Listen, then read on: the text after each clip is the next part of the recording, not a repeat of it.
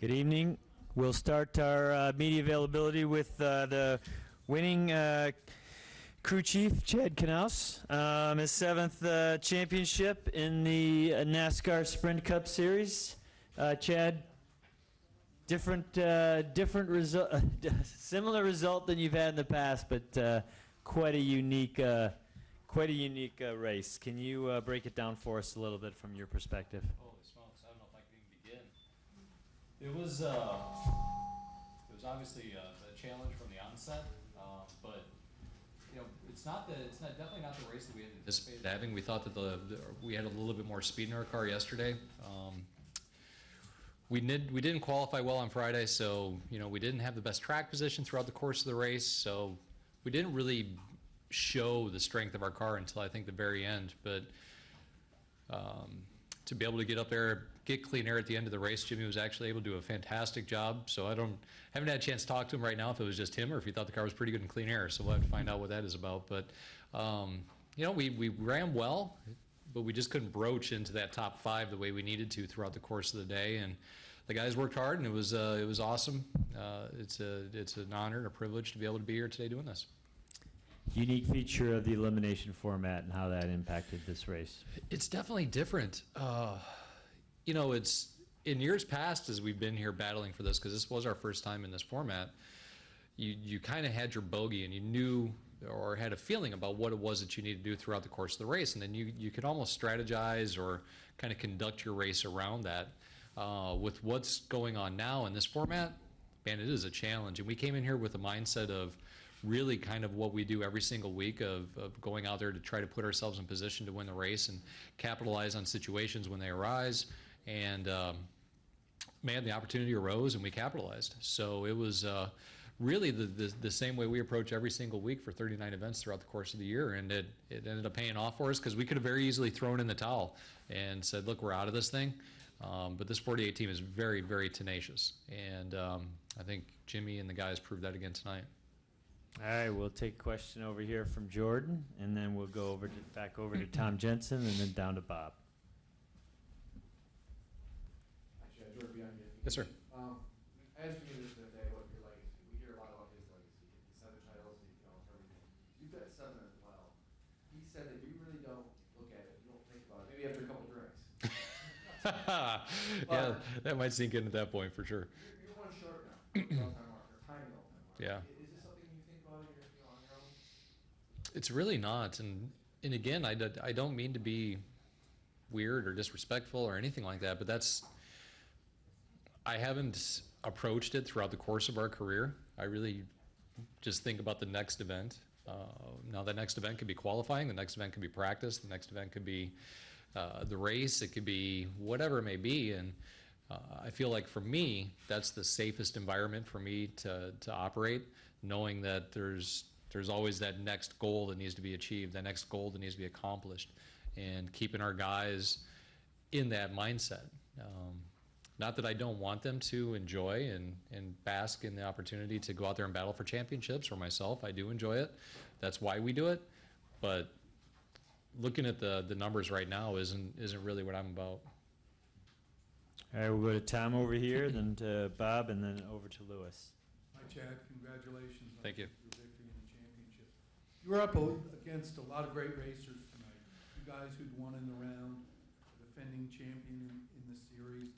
There were 3 guys who won 4 races each who didn't even make it to the final. And yet you guys are the champions. Yeah. As you have been 7 times now. What's the difference? What's different about how you guys do your business, conduct your business, run races? It's allowed you to win 7 times. A lot of these guys don't have one yet. And they are great racers. Certainly, certainly. I hate to be this blunt, but it's Jimmy Johnson. You know, he is probably the most underrated champion in this sport, to be honest with you. He is a fantastic individual, an amazing race car driver. Most people in the situation we were just in would crumble, and he didn't even waver. He knew what he needed to do. He knew what the demands were on him at that point in time, and he made it happen. You know, and it's that's the difference in the whole thing from my standpoint. You know, we've got a great team, we've got a great owner, we've got a great, everything at Hendrick Motorsports is fantastic, but the fact of the matter is the real spark in this whole thing is Jimmy. Go to Bob and then to Lewis, and then over to Jeffrey. Bob Pockris, ESPN. About 95 laps left. You said that you were going to throw a lot of shit at it. You can't say that. I can say that. Did I really say that? Yeah, you did. Or something to that. You used that word. Okay. Did any of that stuff work, and was a horseshoe involved at all by any chance?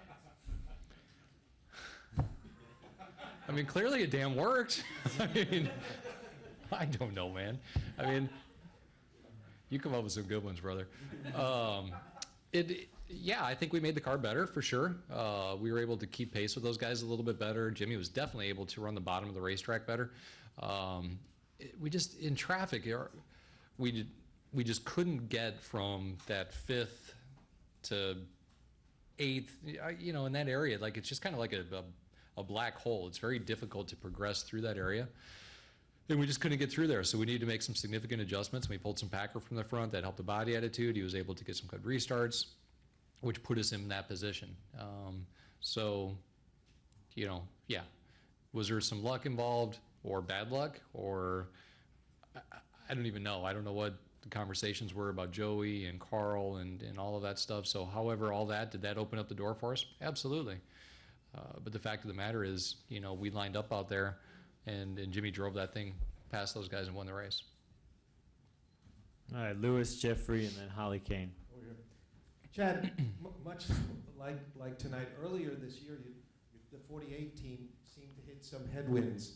I was wondering, what do you say to your guys, you know, to get over it, and what don't we in watching you don't know? There's different conversations that go on. It depends on what the situation is for certain. But, you know, I think the strength of this team has been able to look adversity in the eye and just deal with it. If you look at us throughout the course of our career, we've had crashes, we've had engine failures, we've had poor qualifying efforts, we've had things happen throughout the course of the race that we've been able to come back and win through. This team is solid from the standpoint that we might get wavered, we might get shaken, we might get knocked back on our heels, but man, we bounce back and we start jabbing right back, and that's the way that we've rolled, and we're going to continue to work that way till we're done. Jeffrey Miller, Athlon Sports. Chad, before the restart that had the big crash, it seemed you kind of had to will Jimmy a bit to kind of talk to you about the car. What did you sense from him at that point, and you know, how have you learned to pull that out of Jimmy over time? I don't even remember what you're talking about. I'm sorry. Talking about these changes a little bit. Gotcha. Look, there's not one of us in here that can say we have any idea what goes through these guys' minds as they're out there racing these cars at 200 miles per hour. We can act like we do. We can pretend that we do. We can pretend that we understand, but nobody in here does. Nobody. And when they're in that situation and they start to clam up, I mean, the best thing you can do is try to be their friend and try to make them realize that, hey, we're going to make it better. We're going to go forward. And sometimes I do that well. Other times I don't. But maybe tonight I did it right. All right, we'll go down here to Holly, and then to Greg Engel, and then over to Mr. Brant James.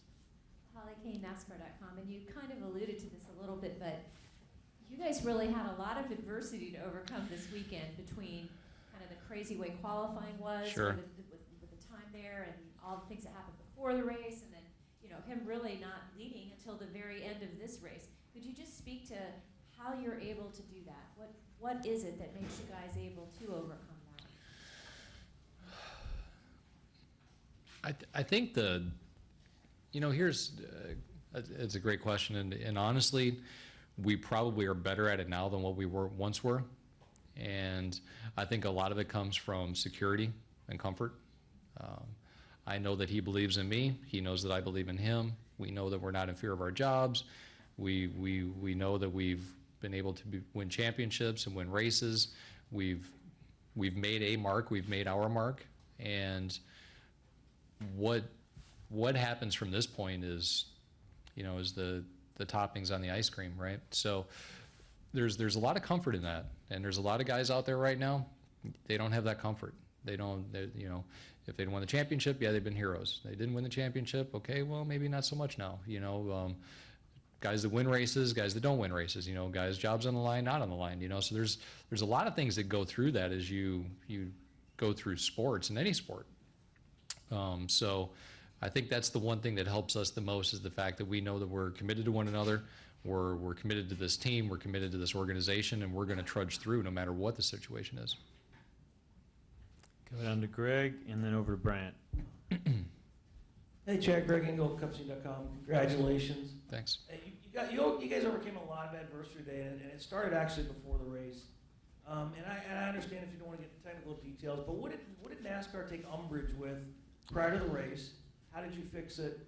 And I mean, just kind of give us a little insight as to what happened, because we could kind of see what was going on, but we never got any real info. And if you don't want to explain it, it's okay. I understand. Yeah, I don't want to. We started last, we finished first. We'll take that one. How's that? Fair enough. No, man, it's just one of those deals, dude. Like, here's the deal. You work. That's what we do. We work. Everybody works out there. Everybody. Every single team. And it's just a matter of whether or not you get yourself into a situation that's crippling or not. Unfortunately, today we did. And we were able to go through and make it happen. And that's really the facts. The facts are everybody is out there. Everybody's doing everything they possibly can to try to get every ounce of speed out of their race cars. And we're going to do the exact same thing, and just like everybody else. Yeah, for sure. Brant? Brant James, USA Today Sports. Is the satisfaction level any different in this one, sort of winning it in an unforgiving tournament-style format almost? And in the middle of the year when it seemed the Toyotas were just winning everything and you guys had ground to make up, did this seem at all plausible for you? It was pretty bleak, wasn't it, at that point? It wasn't looking good.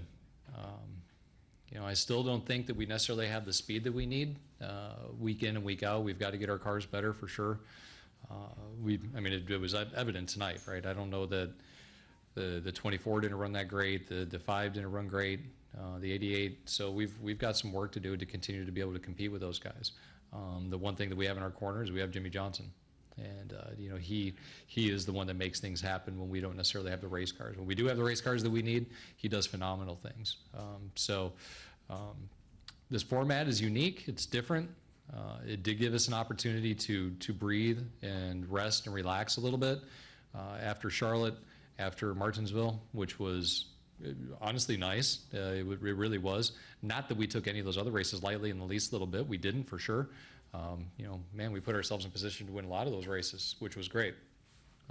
But it's a unique format, man. It's a challenge. You guys came up with a good one on this, that's for sure. So, I look forward to hopefully being here again next year. Any other questions from the media? We got Lee down here. Anyone else after that? We'll go over to front stretch. SpencerMotorsport.com. Rick was in here the other day, and he said that the two of you will pretty much ride off into the sunset together.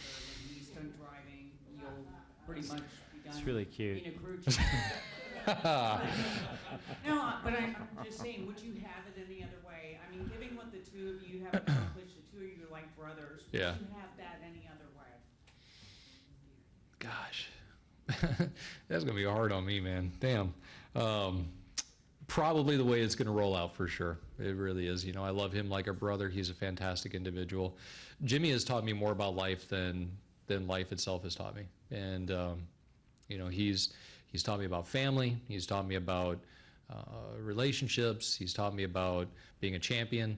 When we started this thing, all I was just a racer guy, and he was a cool California kid, and we kind of grew up together. And to be in this situation to where we know he's got a handful of years left, whatever they may be, and for Jimmy and Mr. Hendrick to want me to stick with a 48 car and be at the helm of this ship, it's flattering. It really is flattering, because let's be honest, I'm getting older just like everybody else is, right? None of us are as young as what we once were, and I look forward to the future with these guys.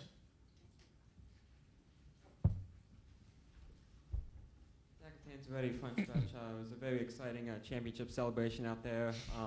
Jeff Gordon, Dale Jr., Tony Stewart, seemed like everybody was coming out. So Yeah. what was the emotions like there? It seemed very special. I'll tell you, having Jeff is a nervous ninny, man. Let me tell you something. Golly. Him on top of the pit box, man, you guys don't even know. Like, he is stressful. But nonetheless, it's awesome having him there. I mean, as you guys all know, I started my real Cup career wasn't necessarily with the 24 car, but the first real serious phase was with the 24 car. So knowing Jeff from a young man to where he is now is awesome having him there.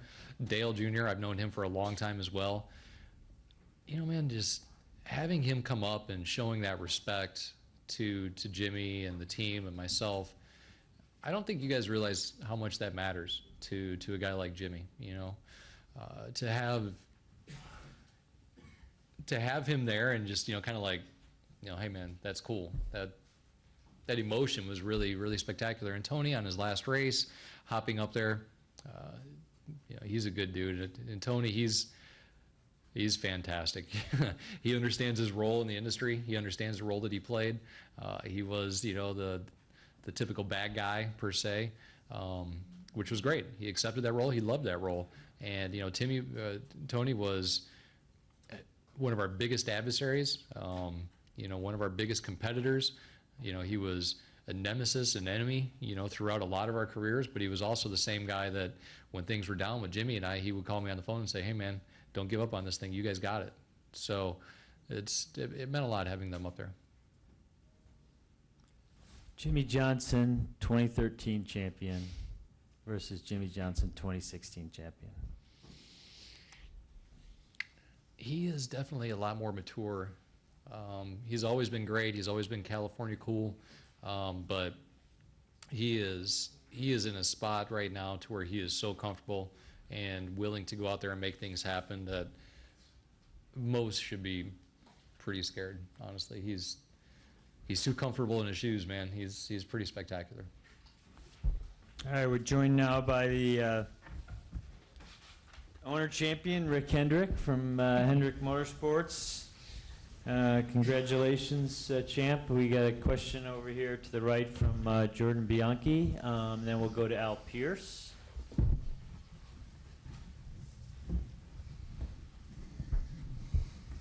Jordan again, Chad, looking at this chase, looking at the midseason struggles you guys had, it didn't look like you were going to have. It didn't look like a championship winning team, let's be honest, during portions of this year. Is this the sweetest? How does this compare to the other ones?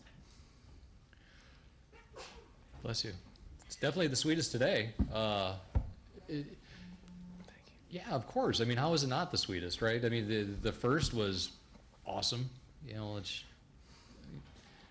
I mean, how much more can I use these words? Awesome, terrific, fantastic, you know. But this is really, really special to go through a bit of a lull, not make the chase, not be able to come down here and compete for 2 years straight. That is so difficult. I don't think you guys can even understand, because it's not like that we just only decide to work hard once in a while. You know, we as a group work so hard for 38 events to lead up to this race. So this one's pretty sweet to be able to put Jimmy's name in that same header as Dale Earnhardt Sr. and Richard Petty. It's an honor to be a part of it. I swear to you it is. I'm just glad to be his buddy and be by his side. Al Pierce.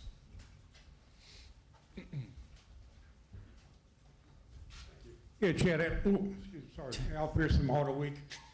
Y'all won 2 races early in the year. You had a long, not a dry spell, but you weren't really good for a long time. And then you suddenly won toward the end.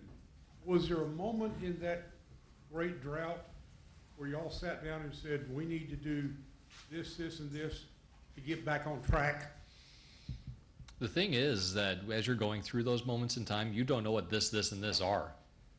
When you're not running as competitive as what you need to be, because everybody's doing everything they can all of the time, that it's very difficult to pinpoint what the situation is or where the lack of speed is. But yeah, as a group, it's been documented. We've talked about it. Mr. Hendrick sat us down and he said, look guys, we're gonna get together, we're gonna work together, we're gonna build better cars, we're gonna build more downforce, we're gonna have more horsepower, we're going to make this thing better. And everybody buckled in. We're very fortunate. We've got right at 600 people at Hendrick Motorsports, 630 something, I think maybe. And everybody raised their hand and wanted to help. And when you get that many smart people together and that many people with the same goal, it's hard to be beat. Now, again, we didn't come here, we didn't necessarily have the fastest car, clearly, but we definitely put ourselves in position to execute, and that's all we can ask. What time of year did y'all have that little get-together? I guess it was shortly after probably Indianapolis, which we performed well at Indy. We had a very fast race car. I think we ended up finishing third. We had a pit road penalty. We were able to pass back up through that and get ourselves into the top 10. But it was in that time frame.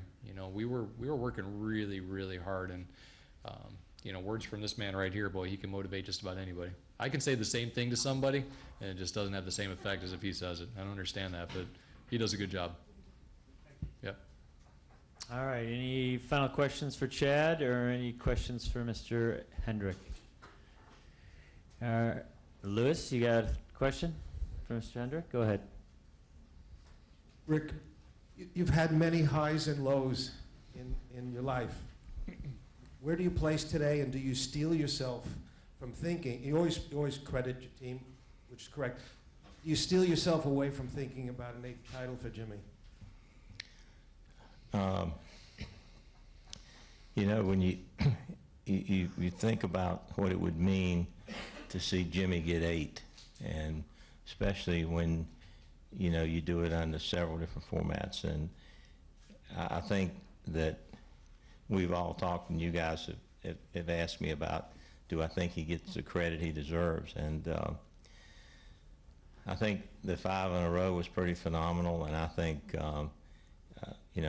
winning 7 and tying 7 is pretty special, and I think I'm excited to see him, he and Chad, try to break the record now, because we're tied, and you can't go to 8 till you get 7, so that's been pretty special. So just being a part of it and seeing the organization.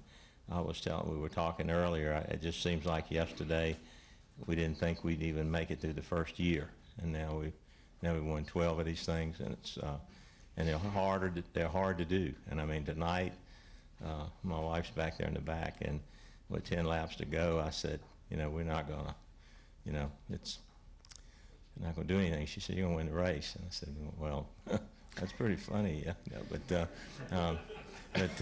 Anyway, I thought when we had that last caution and he came out and took the lead, I thought, I couldn't believe it. I was actually stunned, because we had so many ups and downs in that race, and I'm not a big fan of restarts, because I usually come out on the wrong end. But anyway, it's special to see him tie those guys. I think it's good for the sport, and I think it draws a lot of attention to our sport. And Gatorade had a lot of guys like Peyton Manning telling him how neat it was, and Serena Williams and people like that. I mean, I thought it was pretty cool. So I think it's going to be a big shot in the arm for not only Jimmy, but our sport. All right, gentlemen, thanks for joining us. Dismissed. You're now free to go. All right.